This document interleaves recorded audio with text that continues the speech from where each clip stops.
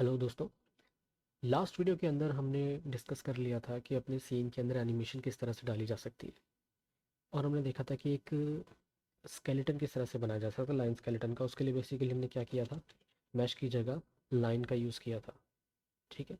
आज के इस वीडियो में हम लोग मैश ही यूज़ करने वाले हैं और मैं आपको बताऊंगा कि लाइट्स किस तरह से अपने सीन के अंदर ऐड की जाए।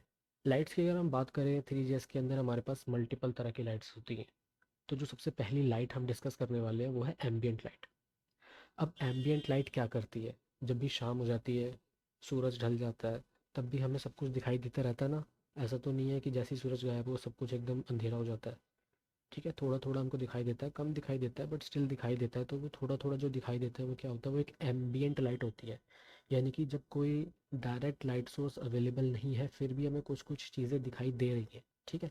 अभी अगर हम अपने सीन की बात करें, इसमें हमें क्यूब अच्छे से दिखाई दे रहा है जबकि हमने कोई लाइट नहीं डाली है। उसका रीज़न ये है कि जो हमारे पास मैश बेसिक मटेरियल होता है, इसके अंदर प्रॉपर्टी ऐसी होती है कि आपको ऑब्जेक्ट दिखाई देगा चाहे लाइट हो या ना हो। मैश बेसिक मटेरियल का लाइट से डायरेक्ट कोई रिलेशन नहीं है। अगर हमें अपने सीन सीन के अंदर लाइट यूज़ करनी है तो हमारे पास लाइट का कंस्ट्रक्टर कुछ इस तरीके का होता है। Const ambient light is equal to new 3 dot ambient light. ये इसका कंस्ट्रक्टर हो जाएगा। और ये पैरामीटर्स क्या लेगा, सबसे पहला पैरामीटर होता है कलर। देखो लाइट भी बहुत तरह की होती है, रेड कलर की लाइट, ग्रीन कलर की लाइट, ब्लू कलर की लाइट। ठीक है। तो सबसे पहली चीज़ तो जो हमने दी है वो कलर दी है। कलर में बेसिकली मैंने ये हेक्साडेसिमल वैल्यू दी है, तो कंफ्यूज मत होना कि ये मैंने क्या लिख दिया यहाँ पे। ठीक है। 0x का मतलब ये होता है कि हम कोई हेक्साडेसिमल नंबर देने वाले हैं। और f का मतलब होता है 1 यानी कि मैक्सिमम। और मैंने 6 बार f लिखा हुआ है। यानी पहले दो कैरेक्टर किसको रिप्रेजेंट करते हैं, रेड को। मैंने बोला रेड का कलर मैक्सिमम होना चाहिए। उसके बाद दो कैरेक्टर और हैं, मैंने बोला ग्रीन का कलर मैक्सिमम होना चाहिए। तीसरे बार जो मैंने दो एफ दिए इनका मतलब है कि ब्लू कलर जो मैक्सिमम होना चाहिए। RGB आप लोगों ने सुना होगा, RGB को हम जब ऐड करते हैं तो हमारे पास वाइट कलर बन जाता है। तो ओवरऑल यहाँ पे मैंने वाइट कलर की लाइट जनरेट करने की कोशिश की है। सेकंड पैरामीटर होता है लाइट की इंटेंसिटी, मतलब कितनी ज़्यादा इंटेंस है लाइट। फॉर एग्जांपल अगर आपने टॉर्च देखी होगी, जब उसमें नया सेल डालते हैं तो बहुत अच्छी जलती है, फिर धीरे धीरे धीरे धीरे उसकी लाइट कम होती चली जाती है। तो बेसिकली वहाँ पे क्या हो रहा होता है, लाइट की जो इंटेंसिटी है वो कम होती चली जाती है। जैसे ही सेल एकदम वीक हो जाता है, ख़त्म हो जाता है, तो लाइट बिल्कुल ज़ीरो हो जाती है, बंद हो जाती है। तो वो हम यहाँ से कंट्रोल करेंगे। अभी मैंने इसको 0.2 पर सेट किया हुआ है। ठीक है, यानी कि जनरल कंडीशंस में हम 0 से 1 के बीच में रखते हैं। ठीक है, अभी मैंने दिया हुआ है इसको 0.2, यानी कि ये 0 भी नहीं है और 1 भी नहीं है, बीच में है। और हमें इसको ऐड कैसे करना है, सिंपली आपको पता ही है, जिस तरह हमने बाकी के ऑब्जेक्ट्स ऐड किए थे उसी तरीके से सीन डॉट ऐड। अब ये लाइट जो है सीन में ऐड हो चुकी है। बट अगर आप आउटपुट देखोगे तो आउटपुट में कुछ भी हमें नया नहीं देखने को मिला है। उसका रीज़न क्या है, जैसा मैंने आपको बताया कि मैश बेसिक मटेरियल जो है ये लाइट पे रिएक्ट नहीं करेगा।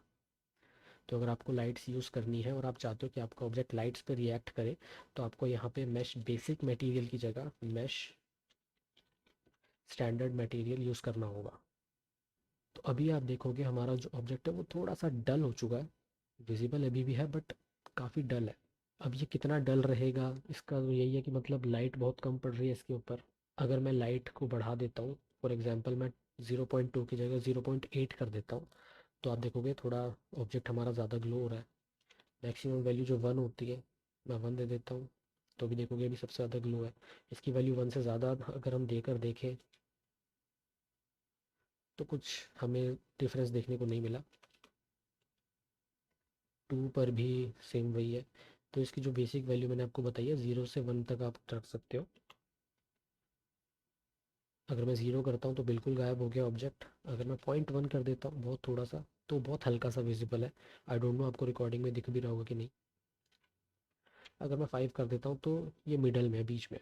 ठीक है, ना बहुत ज़्यादा ब्राइट ना बहुत ज़्यादा डल। तो फिलहाल मैं इसको 0.2 पर ही रखना चाहता हूँ, वो सबसे ज़्यादा अच्छा दिखता है।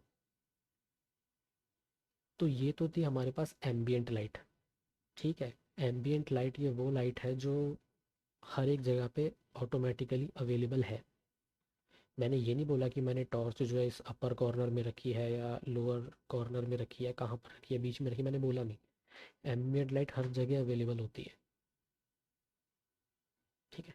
एम्बियंट लाइट के बाद जो नेक्स्ट लाइट आती है वो होती है पॉइंट लाइट। ठीक है, अब पॉइंट लाइट पर जाने से पहले मैं क्या करने वाला हूँ, इस ऑब्जेक्ट को ना मैं थोड़ा सा चेंज करूँगा, इसको थोड़ा सा मैं बड़ा बनाऊँगा। अभी जैसे 1 1 1 की मैंने डायमेंशंस रखी हुई है, इस बार मैं 5 5 5 की रखना चाहता हूँ। थोड़ा सा मैं इसको स्केल करने वाला हूँ। तो ये स्केल हो चुका है। अब क्योंकि हमारा कैमरा बहुत ज़्यादा पास है इसके, तो कैमरा को हम थोड़ा पीछे ले आते हैं। तो आपने देखा होगा camera dot position dot Z, अभी हमने 5 पे सेट किया हुआ है, इसको 50 कर देते हैं। तो हम थोड़ा पीछे आ गए, हमारा ऑब्जेक्ट हमें दिखाई दे रहा है। अगर आपको यूट्यूब पर देखने में प्रॉब्लम हो रही है तो मैं इसकी थोड़ी सी इंटेंसिटी इंक्रीज़ कर देता हूँ, लेट्स से 0.3 कर देता हूँ, थोड़ा ज़्यादा क्लियर विजिबल हो जाएगा आपको। अब पॉइंट लाइट कैसे ऐड करनी है वो भी आप देख लीजिए। ये होगी हमारी पॉइंट लाइट। पॉइंट लाइट के अंदर हमारे पास 3 आर्ग्यूमेंट्स होते हैं। ठीक है, पहला आर्ग्यूमेंट अगेन कलर, की लाइट का कलर क्या होगा। अभी मैंने इसको रेड कलर दिया हुआ है, इसको रेड देने की बजाय इसको भी हम वाइट ही कर देते हैं। ये हमारे पास वाइट कलर हो गया। उसके बाद आता है इंटेंसिटी। जिस तरह से एम्बियंट लाइट की हमने इंटेंसिटी दी थी, इसी तरह से हम पॉइंट लाइट की भी इंटेंसिटी दे सकते हैं। उसके बाद आता है कि कितने डिस्टेंस तक ये अवेलेबल रहेगी। फॉर एग्जांपल, अगर मैं इसको देता हूँ ना 1 यूनिट तक, जैसे नॉर्मली आप टॉर्च जलाते हो तो वो आगे काफ़ी दूर तक जाती रहती है। आप ये तो नहीं बोल सकते कि भाई सिर्फ 5 किलोमीटर तक ही जाइए, उसके आगे मत जाइए, या फिर 10 मीटर तक ही जाइए, उसके आगे मत जाइए। जहाँ तक उससे जाया जाता है वो चली जाती है। ठीक है, तो ये वही हमारे पास डिस्टेंस हो गया कि 100 यूनिट्स तक ही लाइट जानी चाहिए, इससे ज़्यादा नहीं। अगर आप ये वैल्यू नहीं दोगे तो उसकी कोई लिमिट नहीं होगी, जहाँ तक उसका मन करेगा वो चली जाएगी, जहाँ तक पॉसिबिलिटी होगी। ठीक है, बट हम इसको 100 दे देते हैं ताकि सिस्टम के रिसोर्सेज ज़्यादा वेस्ट ना हो। ओके, आप चाहो तो लाइट का पोजीशन भी सेट कर सकते हो। For now I will skip it, या चलो हम ट्राई कर लेते हैं। ठीक है, लाइट को हमने कुछ पोजीशन दिया।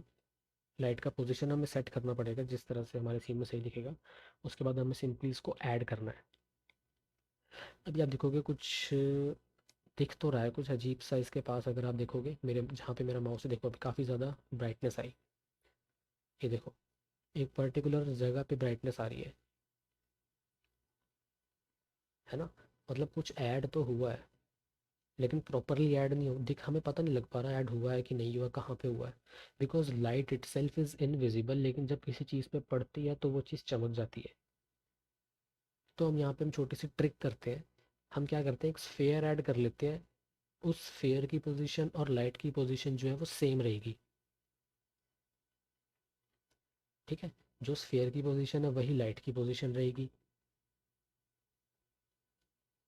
उसके लिए हमें क्या करना पड़ेगा, एक स्फेयर हम बनाते हैं।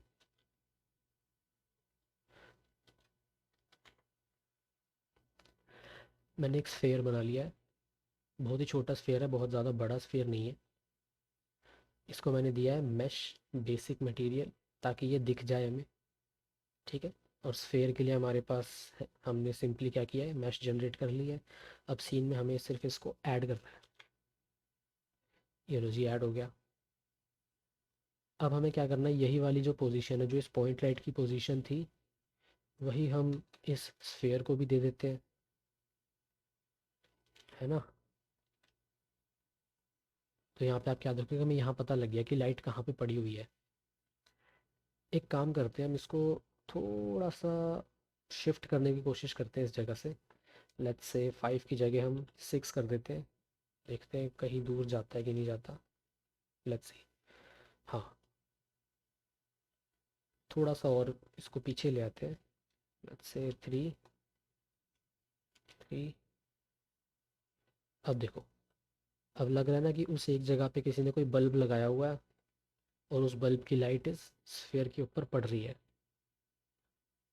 ठीक है, अगर हमें स्फेयर देखना है, क्योंकि देखो इस स्फेयर के ऊपर कोई लाइट नहीं पड़ रही, इस जगह से लाइट निकल रही है, इसीलिए मैंने क्या किया, यहाँ पे मैश बेसिक मटेरियल यूज़ किया। अगर मैं यहाँ पे स्टैंडर्ड मटेरियल यूज़ कर लेता, लेट्स सी हमें तब स्फेयर दिख पाता है कि नहीं दिख पाता। चेक करते हैं। स्फेयर दिख रहा है लेकिन बहुत ज़्यादा डिम सा दिख रहा है।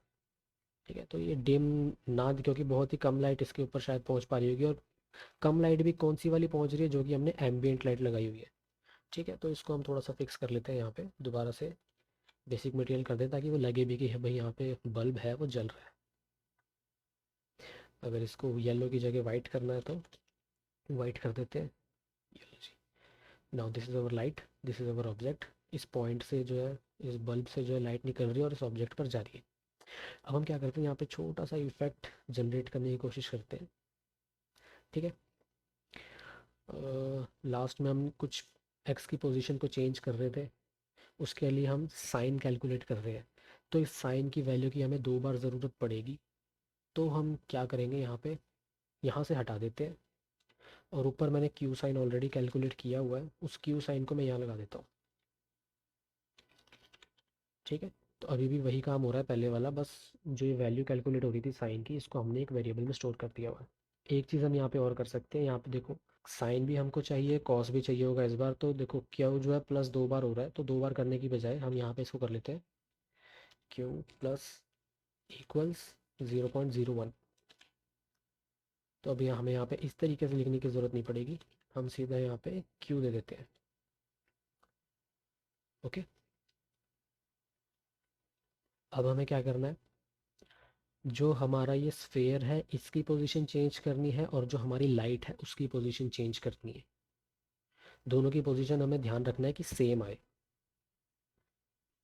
अब उसके लिए मैंने यहाँ पे क्या किया, एक फॉर्मूला लगाया। पहले हम इसको यूज़ कर लेते हैं, फिर आपको बताता हूँ कि एक्चुअल में यहाँ पे क्या हुआ है।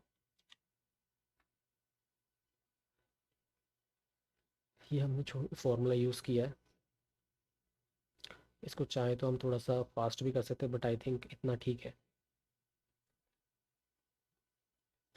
अभी जो ऊपर हम पोजीशंस दी हुई थी, इसको हम चाहे तो हटा सकते हैं, बिकॉज नीचे भी हम पोजीशंस डाल रहे हैं, तो इन पोजीशंस की ज़रूरत हमें नहीं है। ओके। तो अब यहाँ पे हो क्या रहा है, जो लाइट की पोजीशन है, point light and light sphere, इन दोनों की पोजीशन हमें सेम रखनी है। ठीक। अब यहाँ पे हम क्या कर रहे हैं कि क्यू कॉस जो हमारी वैल्यू है उसको 30 से मल्टीप्लाई करना है। इसको भी हम यहाँ पे शायद थोड़ा सा चेंज कर सकते हैं। Let's say let scaled cos is equal to 30 multiplied by Q cos. अब एक बार इसको हमने कैलकुलेशन कर दिया है, यहाँ पे हम सीधा ये लिख देंगे। इससे फ़ायदा क्या होगा, हमें 2 बार कैलकुलेशन करने की ज़रूरत नहीं है, एक बार किया और हमारा रीयूज़ हो गया। इससे सीपीयू के ऊपर थोड़ा सा लोड कम पड़ेगा। सिमिलर हम साइन के साथ भी कर सकते हैं, है ना। Let scaled sine equal to this. अब इस स्केल्ड साइन की वैल्यू को हम रीयूज़ कर लेते हैं यहाँ पे।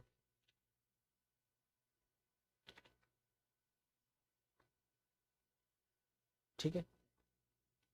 अब यहाँ पे मैं कर क्या रहा हूँ बेसिकली, देखो y की पोजीशन ये क्या होती है हमारे पास सेट के अंदर, x y एंड z। जो भी हमारा स्फेयर है, इसकी एक्स वाई जेड पोजीशंस को हम सेट कर रहे हैं। तो वाई हमारा क्या होता है, ऊपर नीचे की पोजीशन होती है वाई एक्सिस। वाई को तो हमने कह दिया भाई 0 रहना तुम्हें। एक्स हमारा क्या होता है, लेफ्ट राइट होता है। लेफ्ट राइट के अंदर हमने बोल दिया कि स्केल्ड कॉस। अब कॉस की वैल्यू आप लोगों को पता होगा। देखो कॉस की वैल्यू जो आई है हमारे पास, बेसिकली ये कॉस का हमारे पास ग्राफ है। इसके हम देखेंगे 1 और -1।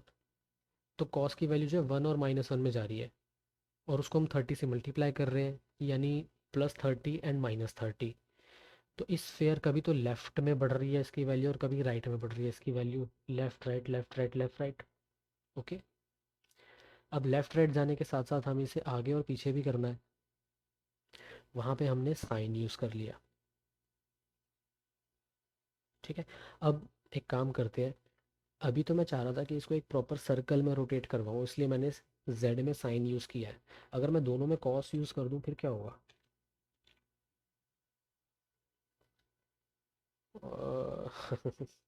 ओके। ऑब्जेक्ट डायगनली घूम रहा है, ठीक है ना। डायगनल, थोड़ा डायगनल टाइप की हमारे पास रोटेशन मूवमेंट आ रही है, जो कि हमें नहीं चाहिए, हमें प्रॉपर सर्कल चाहिए था। तो सर्कल के लिए हमारे पास यही है कि एक्स डायरेक्शन में तो हम कॉस के अकॉर्डिंग मूव करें और जेड डायरेक्शन में हम साइन के अकॉर्डिंग मूव करें। साइन का जो ग्राफ होता है वो 0 और 1 के बीच में रहता है। तो यहाँ पे आप देखोगे कुछ इंटरेस्टिंग सा आप पैटर्न जनरेट कर सकते हो। आज हमने दो लाइट्स के बारे में बात की है, एक है एम्बियंट लाइट और एक है पॉइंट लाइट। तो आप लोग ट्राई करना, कुछ इंटरेस्टिंग सा डेवलप करने की कोशिश करना। ठीक है, एक काम हम यहाँ पे करते हैं, इसकी इंटेंसिटी थोड़ी कम कर देते हैं। हाँ, थोड़ा ज़्यादा मुझे रियलिस्टिक सी व्यू आ रही है, इंटेंसिटी थोड़ी सी कम करी है मैंने एम्बियंट लाइट की, उसके बाद मुझे थोड़ा ये ज़्यादा रियलिस्टिक लग रहा है। इस तरह आप लोग भी ट्राई करना। Good luck.